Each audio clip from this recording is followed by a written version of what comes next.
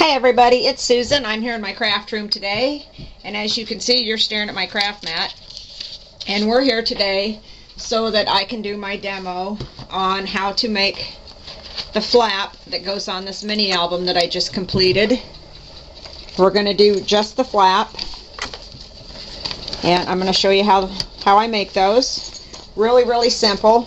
First thing I start off with is my mini album, like this one. And you can see here I've got a mini album that is 4.5 by 6.5, and I have put a 3-inch binding here. And to make this basic mini album is really easy. Go visit Laura Dennison at Followthepapertrail here on YouTube, and you can get the instructions on how to make this mini cover. It's not hard to do. Laura's got a great tutorial. So go visit her and she'll show you how to make this part of it. I'm not going to go through this. It's not my original idea, and I just don't feel right about teaching someone else's technique. That's too close to stealing for me, and I just don't want to do that. So go see Laura. She'll show you this part, and then from here I'll take it and I'll show you how to install the flap. So the first thing you're going to need is a piece of grunge board, or excuse me, grunge paper. And I have cut my grunge paper to 4.5 by 7. In fact, I think it's 7.5. It's 4.5 by 7.5. And that will simply attach. Here's the outside of my mini. This is my front cover. That will attach to the back side on the outside of the back, like this. Okay? And it will come around here, and then I'll have a closure of some kind here. And that's the part that we're going to cover today in our tutorial. So like I said, I started out with a piece of grunge paper that is 4.5 by 7.5. And I have gone ahead and colored one side with ink. I'm going to show you how to do that. In fact, we'll do that now. Here's just a piece of scrap that I have. Making sure I'm on camera here. There we go. This is just a piece of scrap that I have, and how I do this. And when you look at the finished one, it looks and it feels very much like leather. Real easy to create. I start with my distress inks, and the first one I'm going to use is frayed burlap. Let me move this so we don't get more ink on it. And of course my ink blending tool. And I've seen a lot of people do this with their ink blending tools and dab the ink on. I don't do that. If I'm doing a project like this, I rub it on so that I get really good coverage. And then we're going to start on off the page, off of our grunge paper, and move on in circles like this. And I have found when using the inks, whether it's the Tim Holtz Distress inks or the Color Box, or the Close to My Heart. I have a lot of Close to My Heart inks, that if you layer your colors, one color ink on top of the next, you will get a much richer look to your project when you're done. Okay, so there's the frayed burlap. We're going to set it aside, and I'm going to next use Vintage Photo. We're going to do the same thing. And we're going to rub that all over our piece next. And I went ahead and did the final one just for time's sake. It does take a few minutes to get your piece inked, because you really want to saturate it with color. And the grunge paper takes color really well. It's real easy to do, and I am rubbing rather hard. I don't spare any pressure on these. I want to really get that ink down into the fibers of the paper. So there it is with the Vintage Photo. And for a third color, I have my Walnut Stain, and I'm also going to put Walnut Stain on it. And the Walnut Stain, I'm going to stay more to the outside. I'm not going to do a whole lot in the middle. I'll brush over it lightly, but I want to age these edges. So we'll kind of keep the Walnut Stain to the outside edges. And you can see that color building, and you can see the depth of color. Okay, so that's that. Rub over the center just a little, and I'm going to give you a good look at that here. Hang on here, I need to adjust my camera a little. There we go. I'm going to zoom in on that so you can get a good look at that color. And you can see the outside edges are a little darker than the inside. So that is our first step to color our grunge board. Now, the last thing I want to do is I want to add an accent to the outside edge. So I'm going to use a little of my black soot distress ink, and I'm just going to brush across the edge to age that edge just a little more. That also colors this little edge here, make sure, so that you don't end up with a plain edge showing on your finished mini album.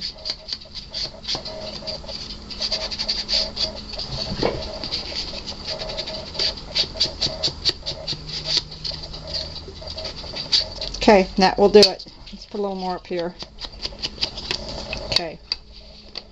Now on the original mini album that I showed, I have a bracket. The front flap is cut in a bracket, and to do that is really simple.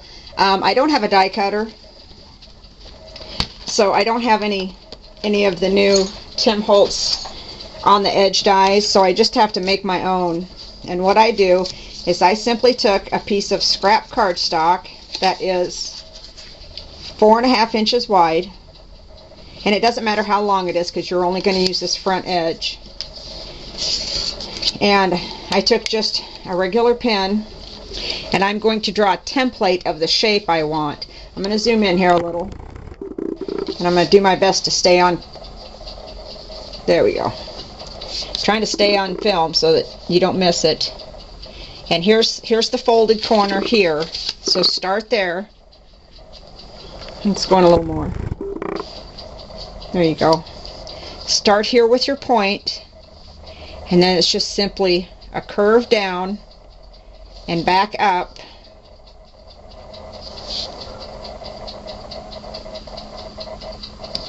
And there you go.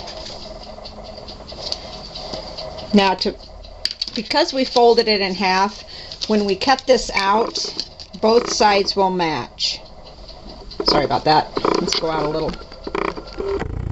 You can hear the camera growling.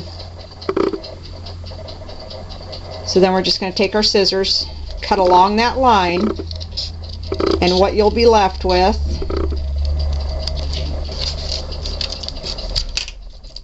is a template for your bracket. It's that easy. We're going to put that on the back side of our piece, back here. Line up your edges. Sorry about that, I went the wrong way. Line up your edges. I usually use a pencil for this part. Excuse my reach. Get this all lined up. Trace along the edge of this template that you've just made. Just like that. And then just simply take your scissors. I don't know if you can see that.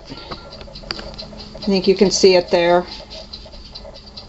Take your scissors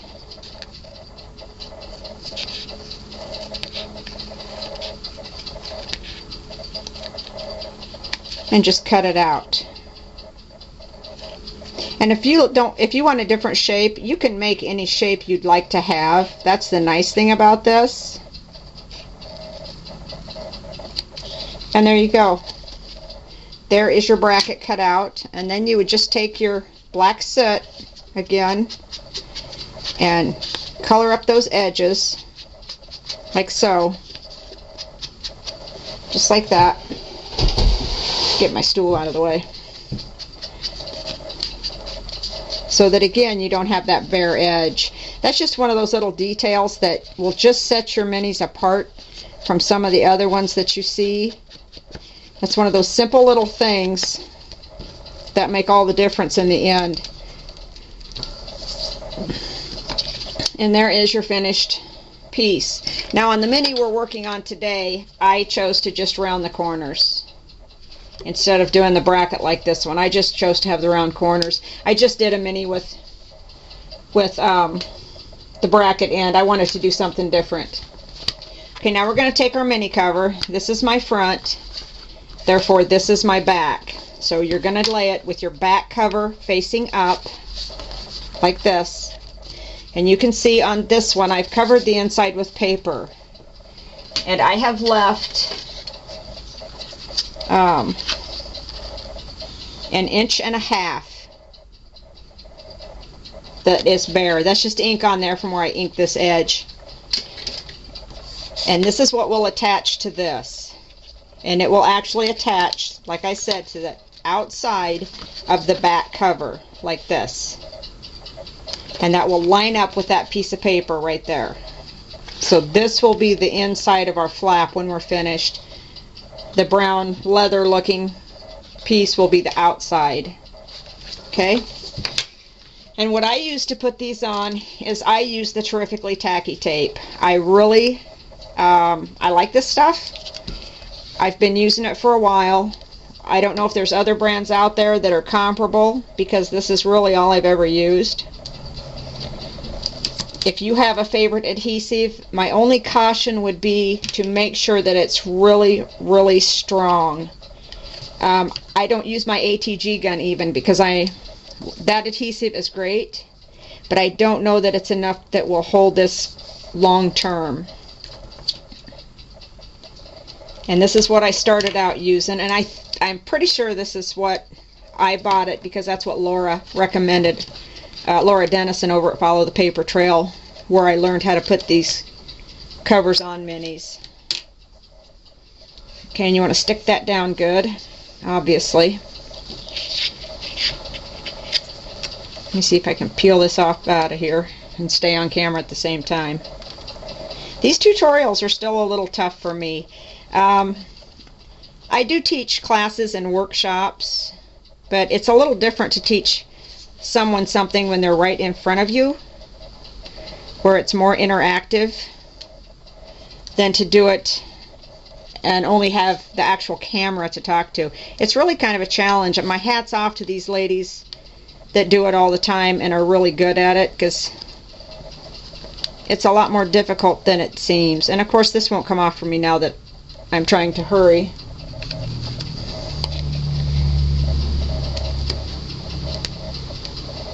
Okay, I'll peel this off. We're almost out of time for this segment, so I'll come back and we'll finish this up together. Oh, there it goes. Okay, be right back. Thank you.